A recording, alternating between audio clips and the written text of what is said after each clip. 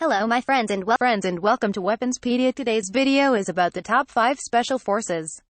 Number 1, Joint Task Force 2, JTF-2, is elite, high-availability special forces power of the Canadian Armed Forces, serving under the Canadian Special Operations Forces Command.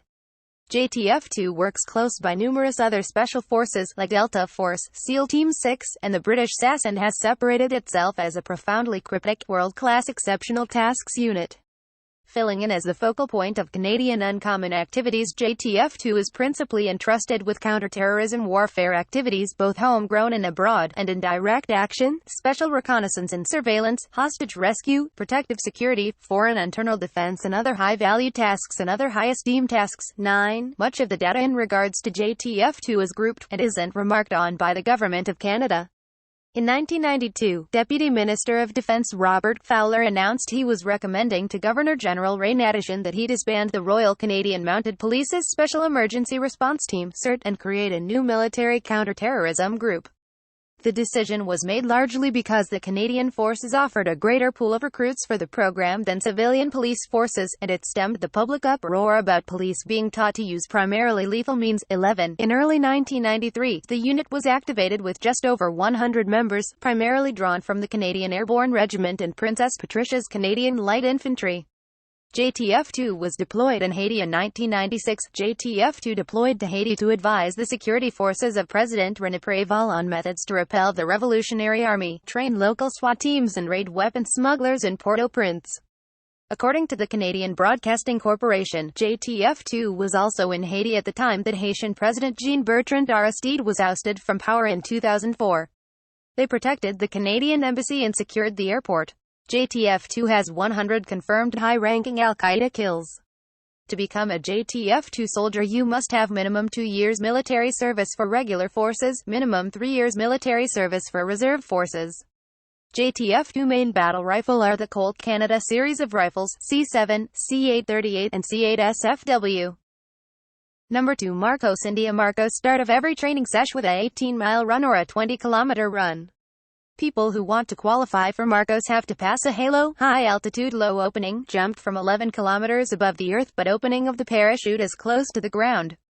HAHO, high-altitude high opening, jump from 8 kilometers, but opening of the parachute is 10 to 15 seconds after the jump.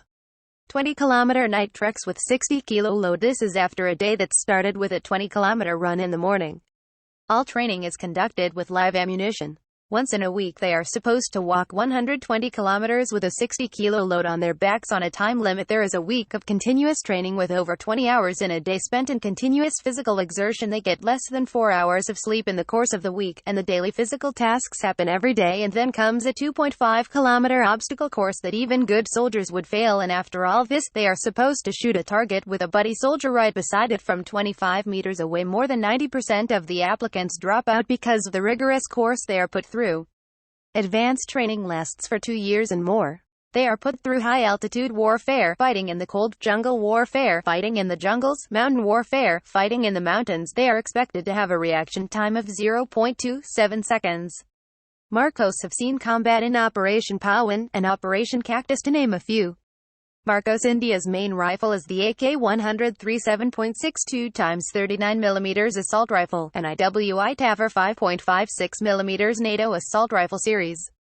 Number 3. Alpha Group, Russia. To become a top professional and member of the Alpha unit, the candidate has to spend 3 years in training. During basic training, they pass a very strenuous phase of infantry training, parachuting, diving, sniper operations, practical shooting. They learn foreign languages and martial arts. Exercises include 3,000-meter run, 100-meter run, 10x10 suicides, pull-ups, push-ups, dips, sit-ups, bench press, BW, and hand-to-hand combat. They usually also have to go through a workout circuit before even facing the hand-to-hand combat event.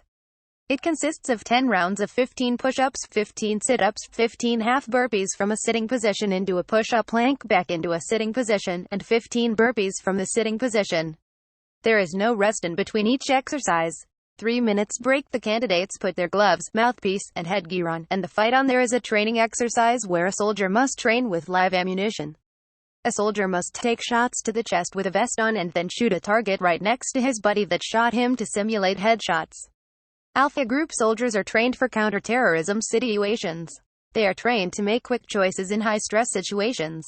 In October 1995, Alpha killed the armed man who hijacked a bus with South Korean tourists in Moscow, who had demanded $1 million and to be flown out of the country. 8:33 In December 1997, Alpha freed the Swedish trade councillor Jan-Olof Nyström, who was kidnapped in Moscow by a gunman similarly demanding a ransom and a flight out of Russia. The hostage was swapped for Alpha's Colonel Anatoly Savelyev, and the hostage-taker was killed during the storming of the embassy. Colonel Savelyev was injured during the action, and died in hospital of a heart attack shortly thereafter. 34. Alpha Group use a variety of weapons. The most interesting are the HK-417 as Val and the N-94. Number 4. China's Snow Leopard Commandos. Each loaded with more than 30 kilograms or 66 pounds of gear, groups of young men in field uniforms trek across mountain forests or deserted island, covering a distance of over 35 kilometers or 18 miles every day, with about 4 hours rest. For a week, they are supplied with 2 bottles of water every day and self-heating food for the first 3 days. This is not wild survival, but the intensive week-long training of the Special Operations Snow Leopard Commando Unit, one of China's anti-terrorism forces. On its emblem is a roaring snow leopard, which embodies allegiance, tenacity, resourcefulness and valor. Training tests the endurance and willpower of the commandos. Captain Wang Hang said that in the intensive week-long training held every quarter, the commandos needed to complete more than 50 tasks. One of the tasks is simulating rescuing the wounded, which requires the commandos to lift the wounded up to the top of a slope for treatment with stretchers made by themselves. They must restart lifting if the stretcher touches the ground. Their routine training is also challenging, which includes a 5 kilometers or 3 miles cross-country run and 150 kilogram 330-pound deep squat. Commando Zhao Yiyang said their uniforms were often stained with sweat and, especially in summer, would harden and even stand on the ground if not washed for 2 days.